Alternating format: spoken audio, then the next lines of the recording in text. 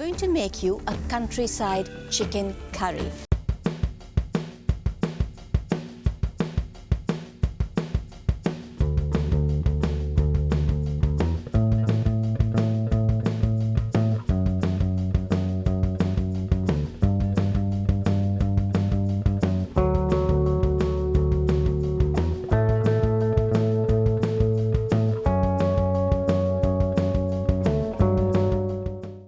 So thank you so much. Thank you for doing this.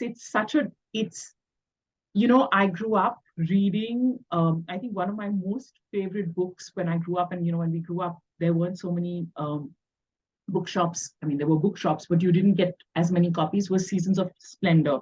And mine was a large sort of format book, a little about like A4 size. And it was a book that just transported me to My goodness. world.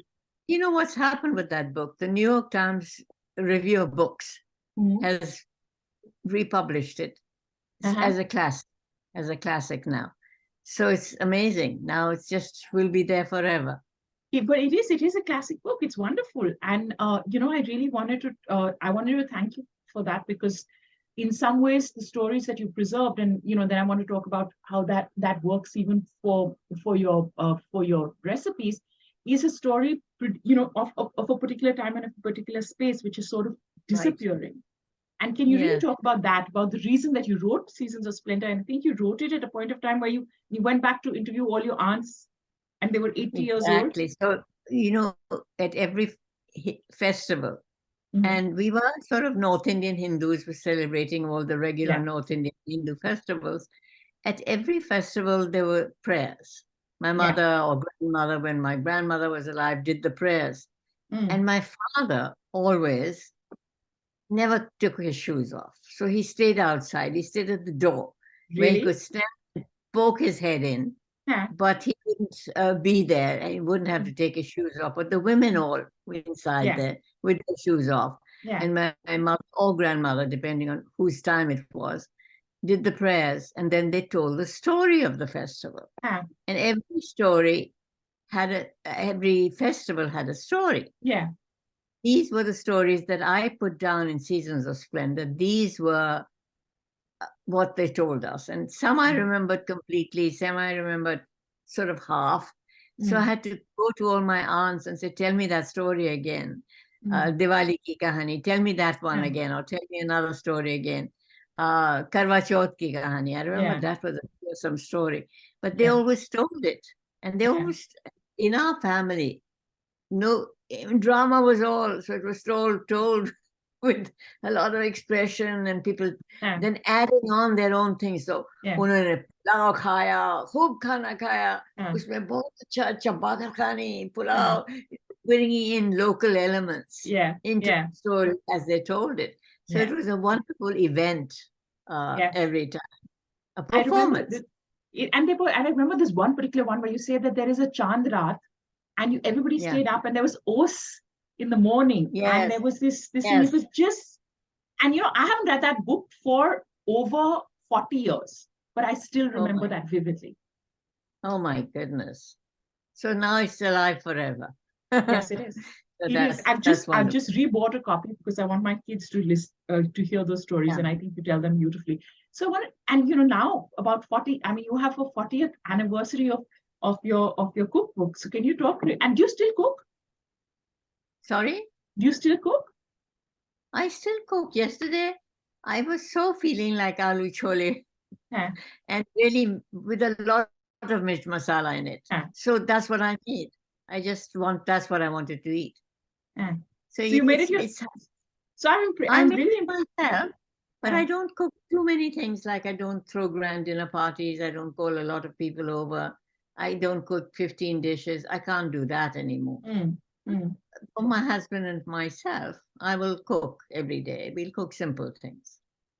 Okay. And can you tell me what your day is usually like in the terms of what would be the ordinary food of Madhur Jaffrey in a regular week, let's say? It all depends, we are not regular people, my husband and I. My husband's a musician. I'm an actress. And we lead very uneven, unorthodox lives. You are not the same every day. Not Yeah. at all. Other people live, every day is the same in a way. It starts Yeah. at this time, ends at this time. We have never lived like that. And we don't live like that now. So we get up when we get up. It depends. We don't like getting up early, but if we have to, we will for some reason or the other. So we get up as late as we can, then have whatever we feel like eating. It could be, like for me, it could be khichdi anda. It could be whole wheat toast with, these days, just finished my last tomatoes or just finishing off.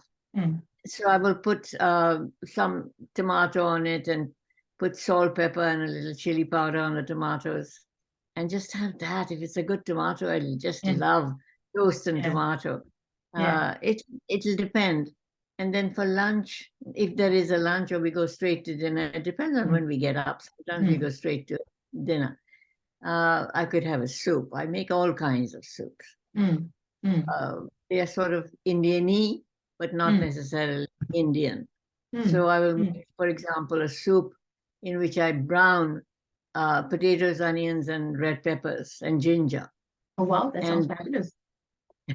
And then put some stock in it, chicken stock, and then blend it all up. It becomes a wonderful soup. So I do things like that. Yeah, just whatever is in the fridge, I finish off things in the fridge. If there's something that needs to be used up, I will try and use it up. So, I wanted to, so, you learned how to cook out of homesickness, right? Yes. In growing up, when you attended drama school in Britain. Right. And, you said that I think you said your mother you wrote to your mother and she sent you these recipes. And the first thing I think you said you made was zire wale aloo with hing. Hing right? zire ke aloo. Yes, Zire, yes. right? I absolutely love hing zire ke aloo.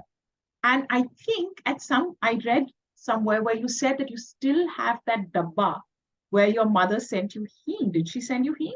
Hing, yes, I still have a hing. It's still there, and it's a solid hing that you break up into pieces.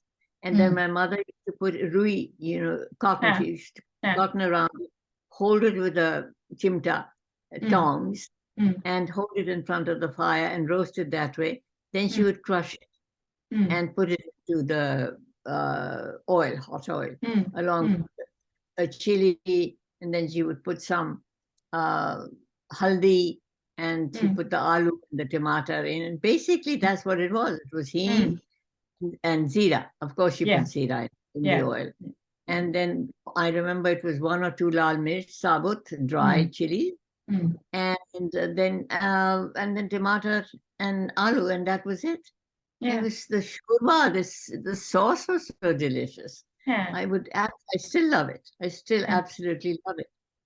Yeah, I can imagine. And you also talk about, there's this memory of food and you sort of become alive. And I think in some ways, you said that your family is of storytellers. I remember you saying somewhere, but there's always been drama around food, right? If you look at Indian food, can you talk really about that, about how Indian food is also about drama and also the person who makes it, as well as some bit of who you are in the food? So if you're really angry, for example, is your food different?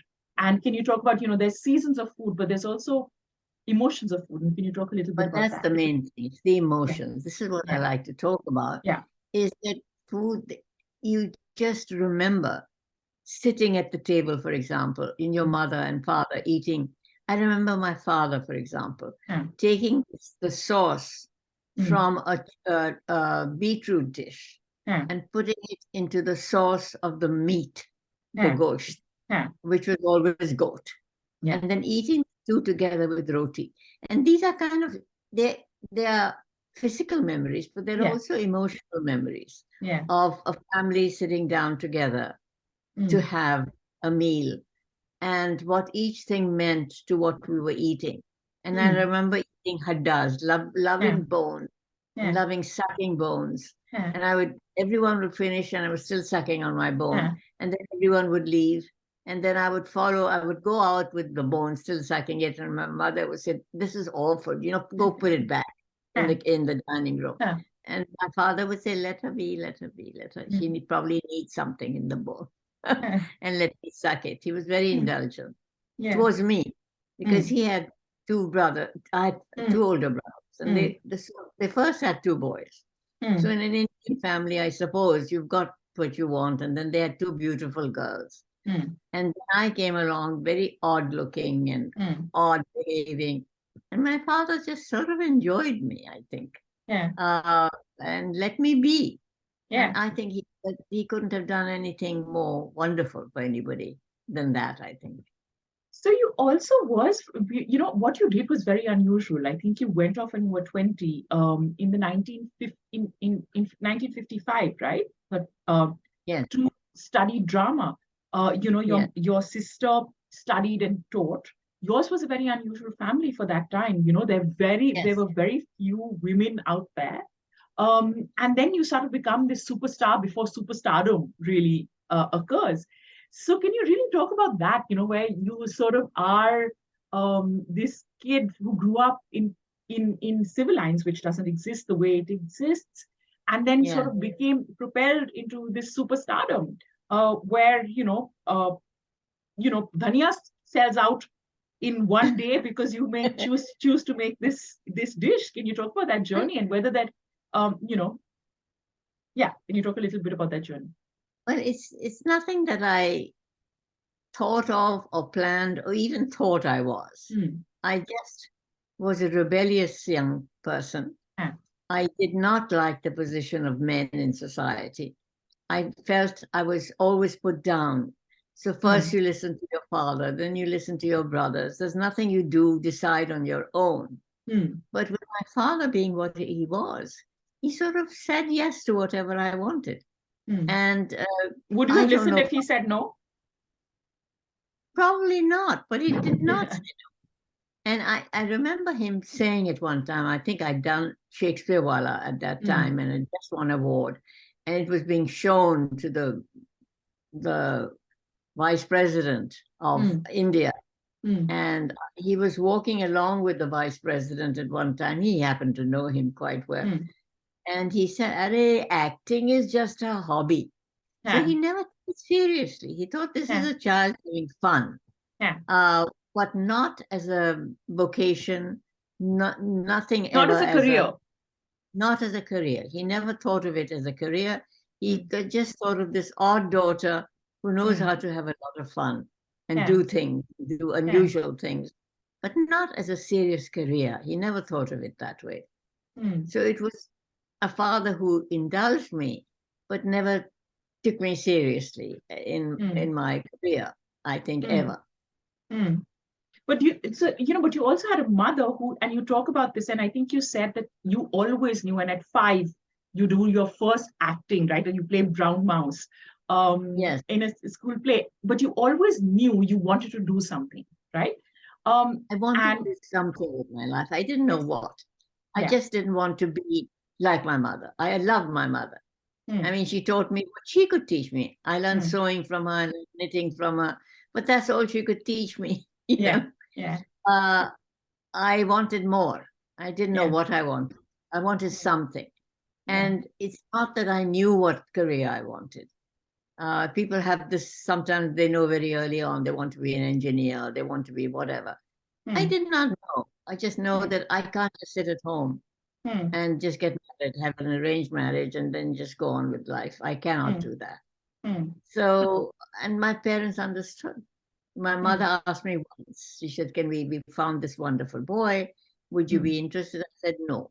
And she never asked me again. Never. That was wonderful and unusual, because, I think a lot of women wouldn't have had that chance.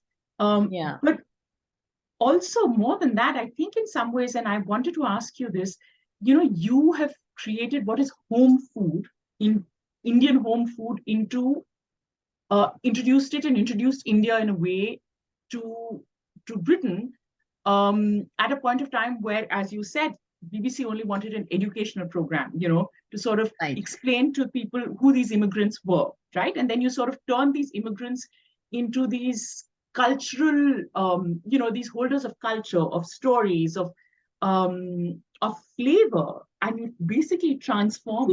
I didn't plan it. Yeah. This is who I was. And I like wonderful Indian clothes. I like to dress up, but I like nice Indian clothes.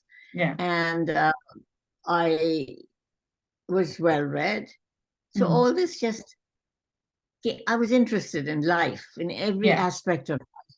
Yeah. And I was an actress, so I could portray anything that I wanted to get across. I could get it across. This was all unconscious. It wasn't thought out by me. And I don't think it was thought out by the producer and director either.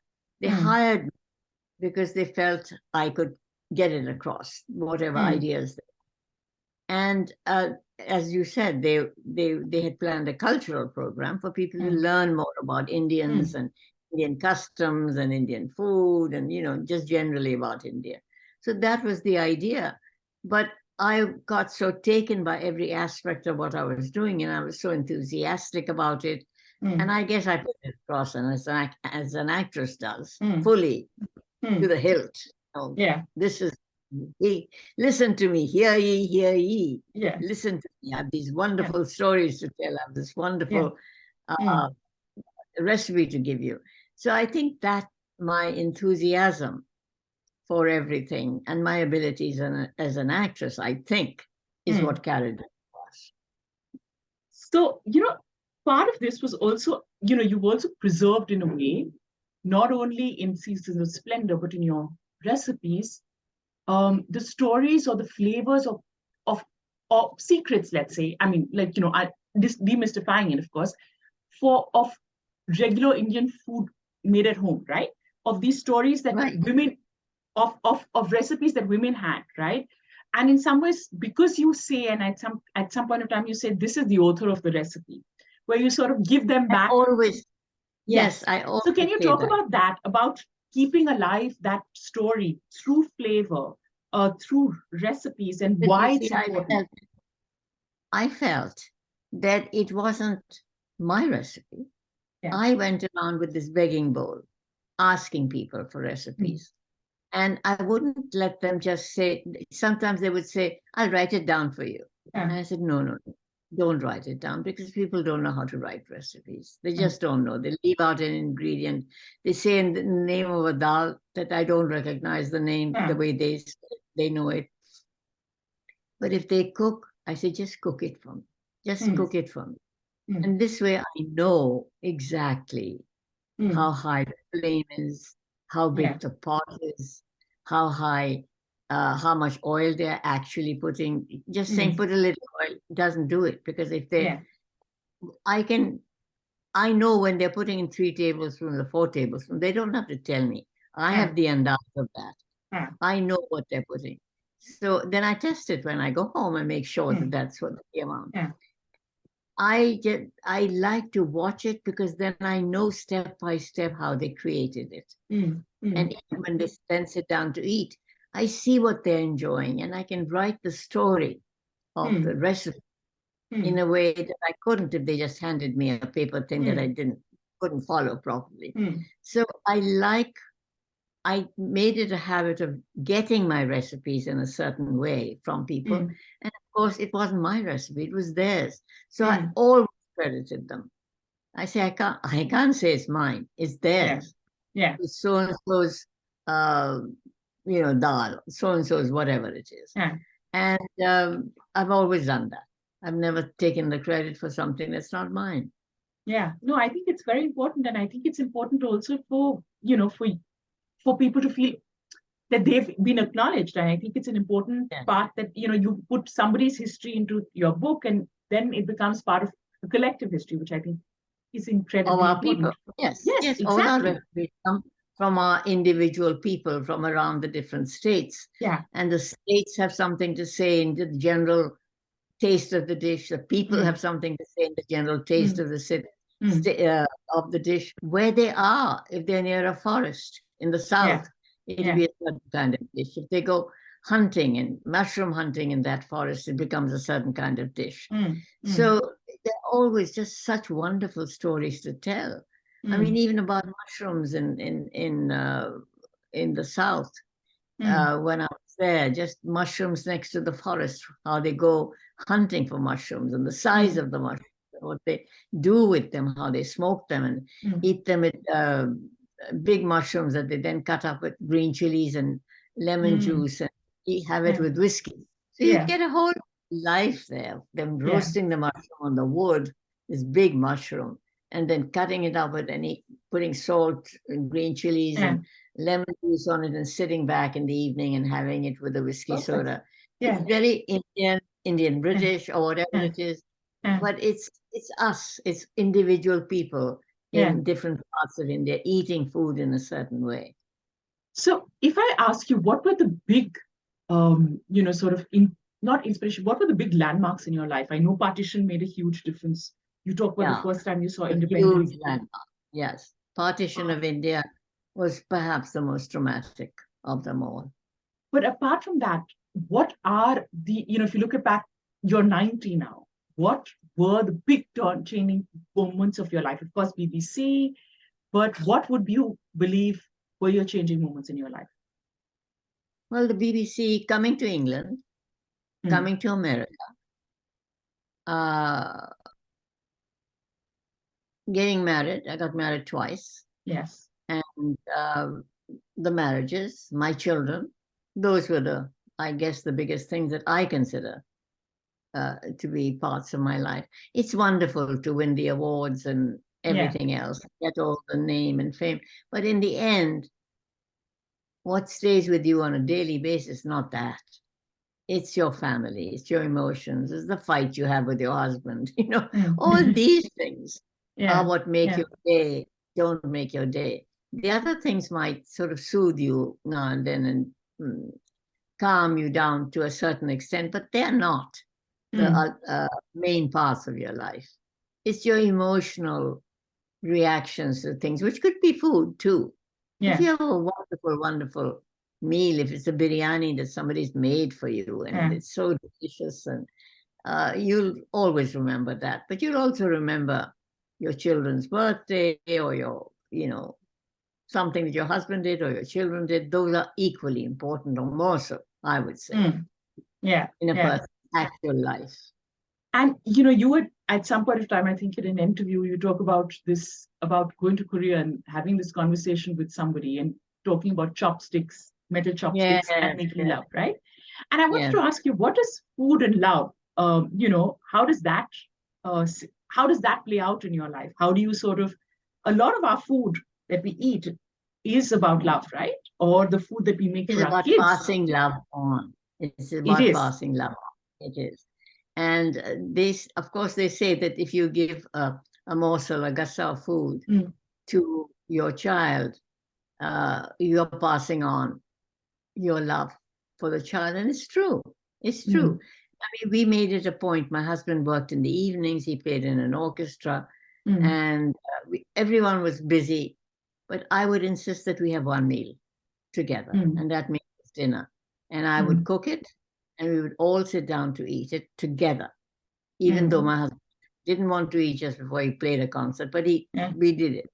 And I think that became very important. And with the children, I always said, Beta, you don't have to finish everything, but I want you to taste everything. So in the beginning, oh, I want to eat this, I don't want to eat that. But they tasted everything. And by the end of it, they were eating everything. By the time they were 13, 14, they were eating everything. And were they difficult? Were they finicky eaters with you? Because I mean, you make the best food. No, of course they were. They're children. They don't like this. They don't like that. I don't like this. I don't want to have it. I want to eat it. All right, but taste it. Always taste it. And I think that made all the difference. And as I said, by 13, they were eating everything and trying everything. And now, all my children cook. I never taught them. They say. So they didn't take your recipe book and learn how to cook? No, because they said, you always said, come help me, come do this, come chop this, come cut this, come stir this. I don't remember any of that. I must have done it. And so they all cook. They have my recipe books too, but they all cook. And they've been cooking all the time. And they cook not just Indian food. Like me, they cook Thai food, Mexican food, whatever they feel like. And then my grandchildren cook. Really? Everybody, we're a cooking family. Every single person. I have 3 grandkids and 3 kids. And we all cook. Wow. Wow. And so, you also talking about this, you changed the way cooking programs were done. You changed cookbooks forever in some ways. And now if you look at it, cooking programs, well, you did it with this sort of drama and this thing. Cooking programs have now evolved into sort of a sensuous, sort of very glamorous experience. And can you talk really about how cooking and cooking cookbooks have changed? Even this new edition of your book, earlier you used to have yourself on it in a very different kind of book, and now this is sort of very new agey, drawing. So can you talk a little bit about that? Yeah, I have very little to do with how a cookbook looks. Yeah. The publishers always said that they knew how to sell a cookbook. I said, I don't know how to sell anything. I can't do business because I can't sell anything. If you can sell it, you find a way, you sell it. So they often name the books. They often pick the covers for the books. I did not. And I have always left the sales to my publishers because I don't understand sales. If I knew anything about sales, I'd be a businesswoman. But I know nothing about selling anything, and I'm not a business. I write. I enjoy the writing part of it. I more than anything enjoy the research. I can spend my time all the time reading up on things and reading up 19th century books and 18th century books and 17th century books on. I can spend my time doing that, researching the East India Company. I just have such fun researching old recipes. What were people cooking? The British people who came to India in 1700. What did they take back? What were they cooking? I can read books on that forever and ever. So I like the research and I like the cooking end. But I do not know anything about the selling end of anything. So who does the cleaning up? Do you clean up too? I don't like it. I hate it, but I do it because and that's why I cook less and less, because I don't want to clean up. That's true. That's true. So there's less to clean if you cook less. I try and make it in one pot. I try and do all the things that people do so that they don't have to clean too many dishes. I can imagine. I think cleaning up is difficult, and also prep is difficult. So I wanted to ask you 2 things. One, that is there any, you've traveled the world, you've talked this thing. Is there one recipe that you haven't got right, or is there one recipe you would like to do you haven't done so far? No, I've done everything I've wanted to do. There are things, I love the whole world of South Indian, North Indian chilas and dosas, and I love them. The world of savory pancakes, you might say. I certainly have not made every one of them, but I love them all. If somebody could just make me every morning, make me some version of an Indian pancake. It could be a chila. I make it for myself every now and then. But just, making the batter, letting it rise, and all that is a big chore. Yeah. Even for me. I know people do it so easily, but it's a chore. Yeah. And if somebody did it for me and gave it to me every morning, I would just love that. Give me an idli, a dosa, or a chila. Yeah, I know that those are one things. So do you often come to India? And when was the last time you came? I came in 2020, and I think I got COVID when I got back, and I was very, very sick. Both my husband and I were very sick. And then we left the city actually and decided to stay up in our house in the country, and that's where I'm now. Yeah, I believe you're a gardener too. I used to do it myself, but now I cannot. So I have a lovely little lady outside who's gardening for me right now. And so I just wanted to ask you one last question, which was that, so what would you like? Would you be, you said you're still looking for roles and you hope that you will find another acting role. Is that what you're looking for? Yes, I would love one. I would love it. I don't know how strong I am to do it. I'm a little frail now, But I would love another role if somebody you- would just You did that trust Nani me. video so beautifully. The Nani video, that was such fun. Yes, that was totally out of the blue. Yeah. There's a wonderful actress who is a friend of my daughter's, and now she's become a friend of mine. Purna, do you know her? Yeah. Purna Jagannath. Yeah, of So, course. So Purna, I've known my daughter's friends forever, and so at one time we decided that we would do readings of Chekhov's Three Sisters, Yeah. but set in Meerut. Oh, wow. We decided. Yeah. So we would all be Indians, Yeah. and it would all be changed Yeah. to Meerut. Yeah. So I said, who would be the three sisters? So Yeah. my daughter was one, Purna was one. Do you know Sarita Chaudhary? Yes. Do you know that? Yes. So Yeah. Sarita was, these were the three sisters, and they were Yeah. all, those two are my daughter's friends, actually. Yeah. Yeah. So they would all come and we would all do readings together of Chekhov. And I got to know these young ladies Yeah. quite Yeah. and they became good friends of mine. So Purna was approached by Zoran, who Yeah. happens to be my son. And he said, I have a video and that I would love her to do. It's a rap video. Yeah. And do you think you can ask her if she'd be interested? So I said, of course I would be interested. I have her send me the lyrics and let me look at it. And of course I'll meet him for tea. So he came to the house in New York, the apartment in New York, and we had tea together. We got along famously, and I read the lyrics, and words don't bother me. I mean, I've played Lady Macbeth. I'm responsible for deaths. Yeah. And it didn't bother me. So why would words? I'm acting them. I'm not saying them to anyone. Yeah. Yeah. I'm acting. I'm doing a role. So it never bothered me in the slightest. What bothered me more was, will I get the rhythm right? Will I, the musical end of it bothered me more, to get the accent right. But my husband said he'd help me with that. Yeah. So I thought you would have.